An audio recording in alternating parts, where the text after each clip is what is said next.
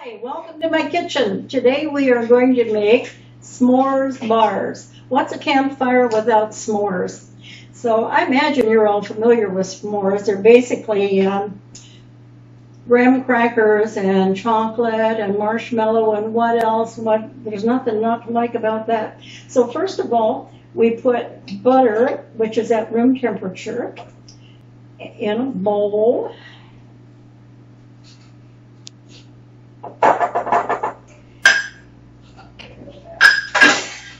And we add half a cup of white sugar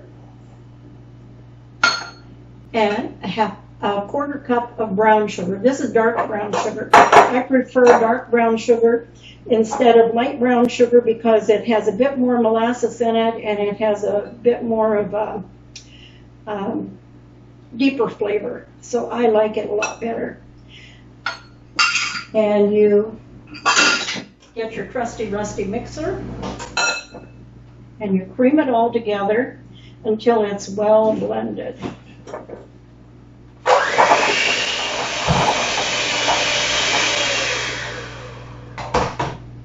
And once it's all creamed together, you add an egg, and I also like to keep my eggs at room temperature because they blend better and they work better and I just broke it. I don't think I got any shell in there. And you want 1 teaspoon. If I were just doing this, I wouldn't even measure. But, oh, I've got 1 teaspoon. And I like the pure vanilla, not the imitation stuff, because it sure does taste better and it makes a big difference. You blend in and vanilla until it's nice and fluffy, like that. And then you mix the dry ingredients together. Here I have 1 1/4 cups of regular all-purpose unbleached white flour.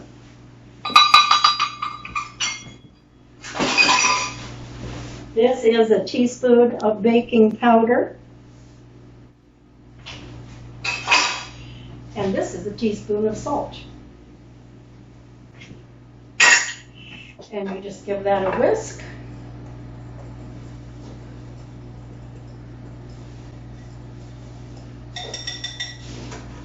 And add the dry ingredients to the wet ingredients, a little bit at a time.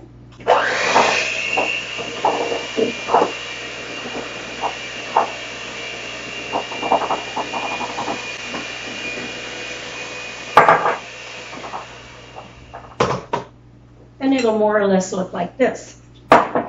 And the next thing you want to do is add 6 graham crackers. And I happen to put 6 of them in a baggie. And you have to have them crushed. So I've got my trusty rusty husband hitter. I never hit him with it.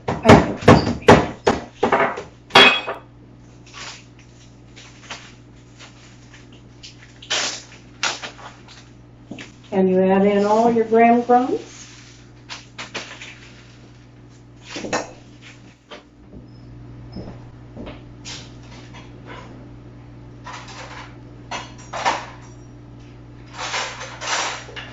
And it looks something like that when you get it done. Now, I have washed my hands, but just to prove it, I'm going to wash them again.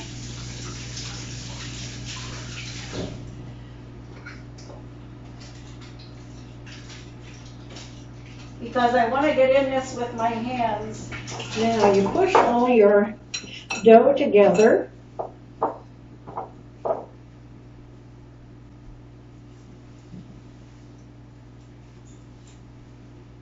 And you divide it in half.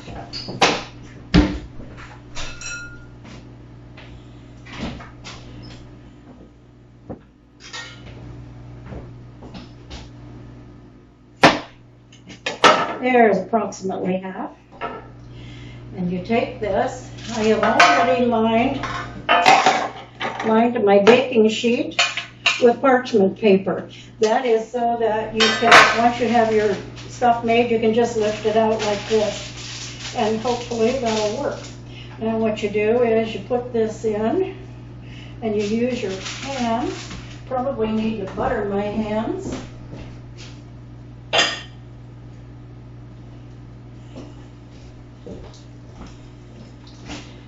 And you push the dough into the side. This is going to be the top layer for your s'mores bars. So this is going to be our top layer. And you take that out and you lay it aside until you're ready to use your top layer. And as you can see, it's not really exactly square. It doesn't have to be. It's fine just the way it is. I have another piece of paper. We're going to put that in, and this is going to be for the bottom crust.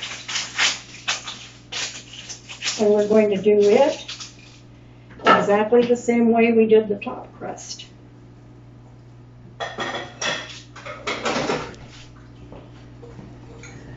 Next, we have half a cup of peanut butter that we are going to put in the microwave and get it almost to a liquid form. We'll do that while we're doing something else. We'll warm up.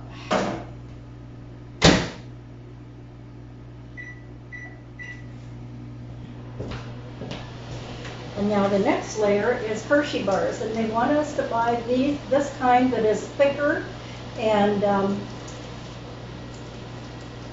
creates more of a chocolatey layer than the regular Hershey bars would. And of course they're not going to open for me. Well, get my trusty rusty scissors and I'll fix that.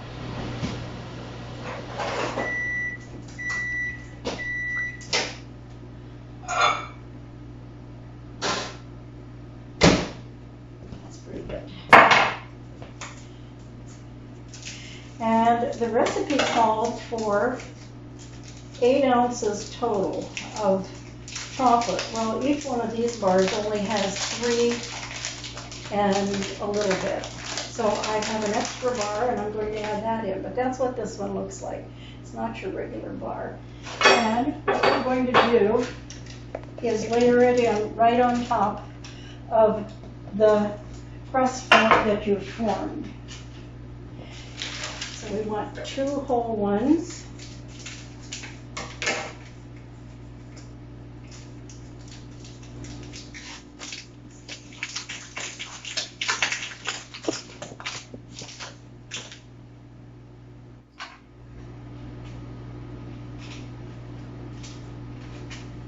And we're going to break this one.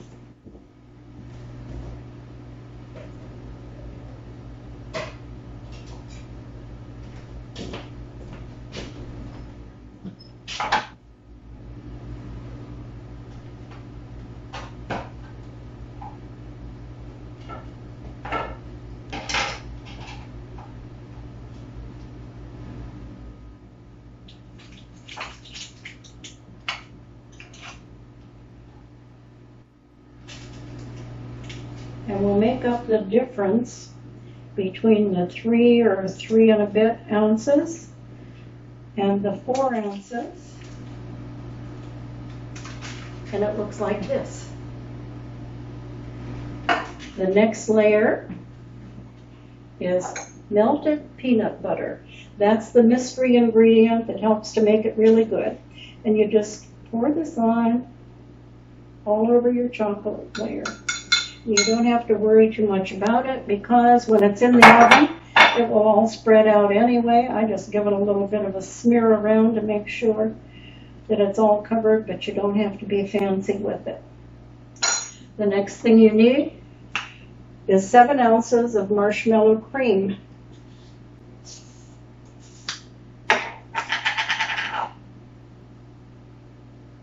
And if the marshmallow cream mixes in with the peanut butter, it doesn't matter.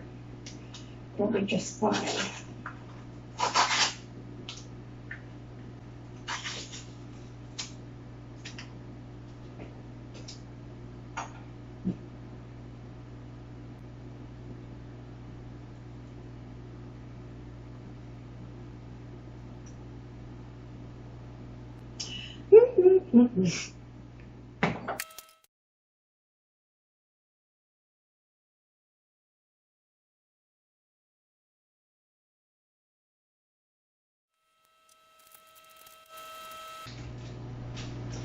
because the peanut butter was warm and kind of melty, it helps to soften the marshmallow layer, and it's spreading relatively well. I'll show you in a minute. And as I said, if it mixes with the peanut butter layer, it doesn't matter, it'll be just fine.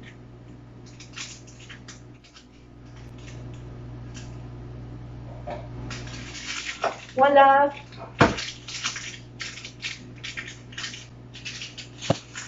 And now you're ready to put your top layer on.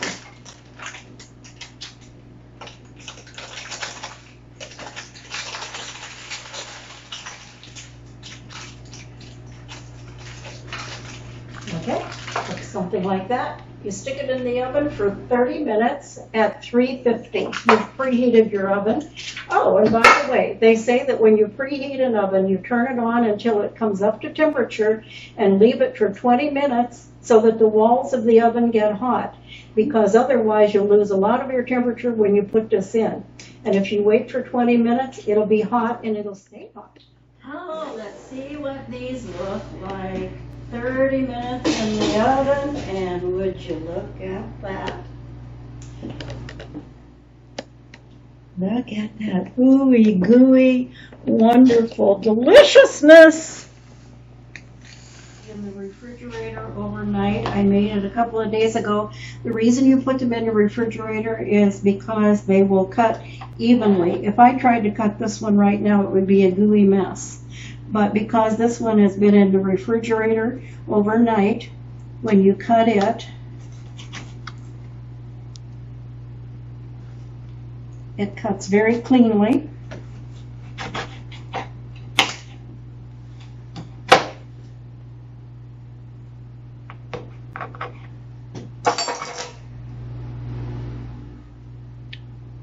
And there are your layers.